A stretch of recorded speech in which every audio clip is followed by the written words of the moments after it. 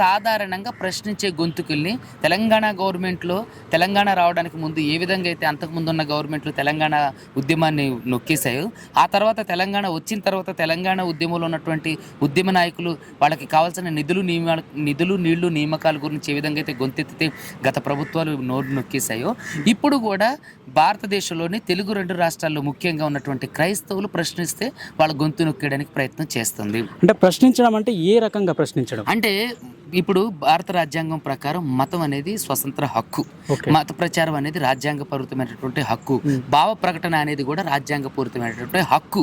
అయితే ఇక్కడ నేను అంటే హిందుత్వం అనేది నిజంగా చాలా గొప్పది.